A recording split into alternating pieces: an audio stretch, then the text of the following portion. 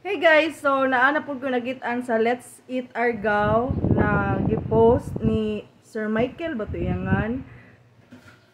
Michael Nasibog mo na ang pan sa seller na maligya dahil siya og kani salad. 120 ni siya and it comes along with 2 different sauces.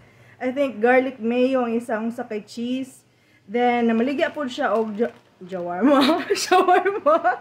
Mo ni yang shawarma guys. Pretty kay yang shawarma na lettuce. Wala pa ko ka-try actually pero ako ning sulayan ron ni order kog tulo. So if you are looking for a healthy alternative sa inyong snacks, na kani salad o shawarma, beef shawarma si Sir Michael Nasibog guys.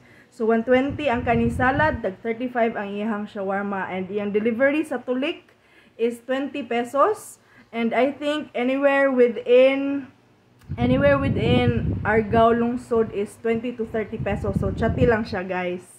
So here you go, ato ng tilawan ang iyang kani salad. Mo ni ang ihang kidakon. So ay mo pag-expect na dagko kayo kay mahal na kayong palitonon ron.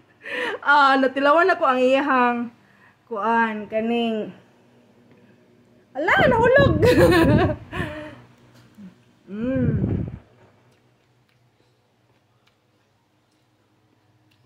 Nahulog. Pero lamig siya guys.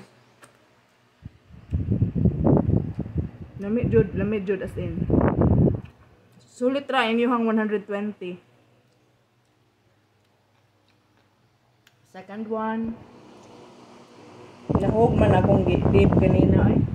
Cheers! So order na mo guys. So maupod ni iyang shawarma guys. And sorry if na background noise. Kaya na electric fan sa inyong kilid. Kinpwede yung inita sa Pilipinas. Alright. So mao ni iyang shawarma na ay lettuce. Atong sulayan. Lami. Lahi iyang timpla compared sa mga shawarma na inyong makita sa Don Hill. So if you want to try Michael Nasibog, pangitaan lang siya sa Facebook guys.